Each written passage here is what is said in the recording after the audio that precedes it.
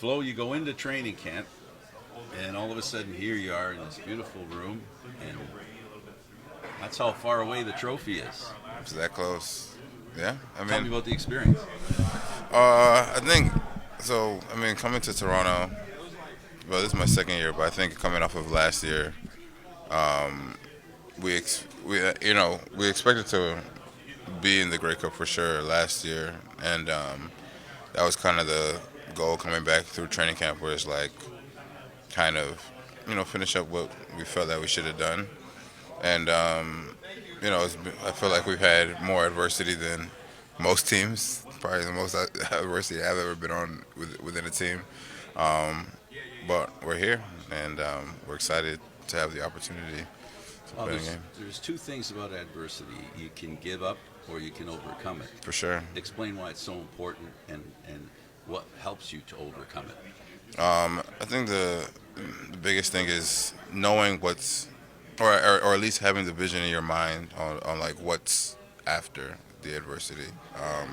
If you have a clear goal as to like where you're going, all the stumbling blocks don't really matter. In fact, they would even prove to make you more tested and true for the opportunity that awaits you. So Three words that come to my mind all the time when I watch football is trust, faith, and execute. It's your trust in your brother, yeah. your faith in yourself, and your ability as a team to execute. What makes this team fit into that heading, if you will?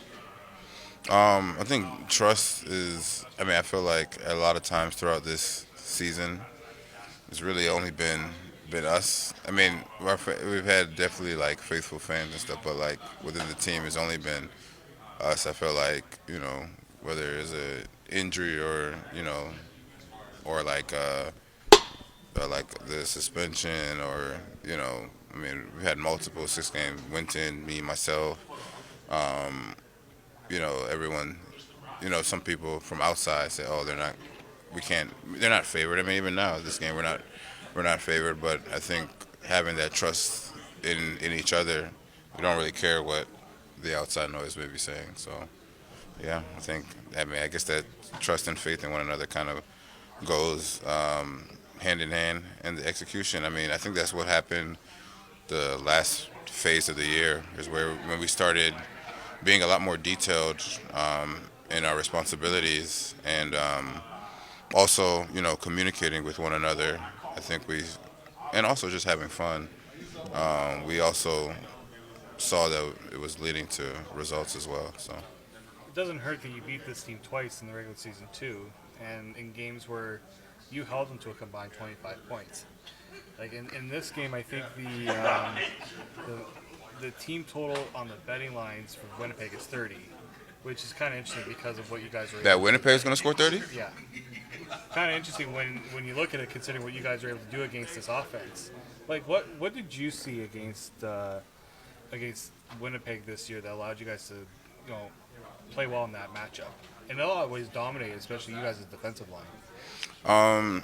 I will say the playoffs is a bit different from the regular season, but I mean, I feel like media's been talking about it, but as a D line, when your team is predicated on establishing the run, and you have a D line and front seven that can really make it hard for teams to run the ball and make them one dimensional, especially if they have longer developing routes and we have time to get there.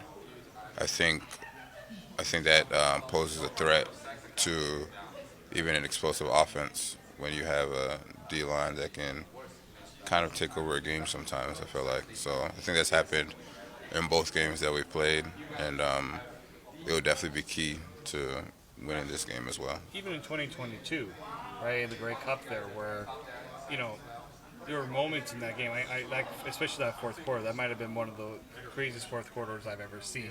Yeah, I wasn't in that game, but I was watching. I watched it on TV. Yeah, like when you watch that game, and I look at a guy like Robbie, where he makes that big sack on Claros. I know there was a penalty he had taken before. Yeah. Then he had the sack, and then he had this blocked field goal. Yeah. Like, as much as the matchups say one thing, it also in a way comes down to moments. Yeah. Yeah, I mean every game is a summation of.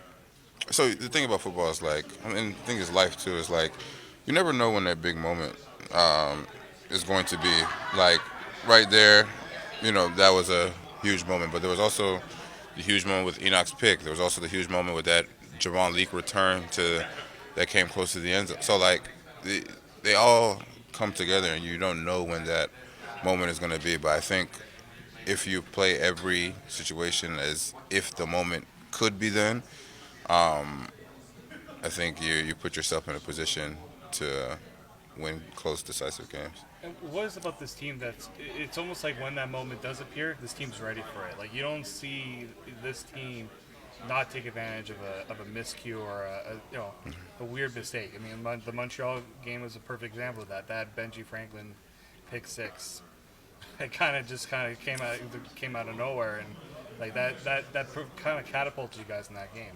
Yeah, I mean, I think one of the things that are like the Argo standard is like meeting the moment when it arises, and I think because as much as the ball popped out on a advantageous position, you still gotta catch it.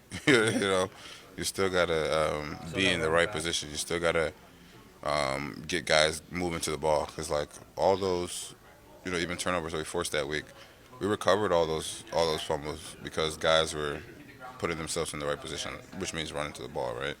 So yeah, it's all about meeting the moment when it happens. Right, perfect.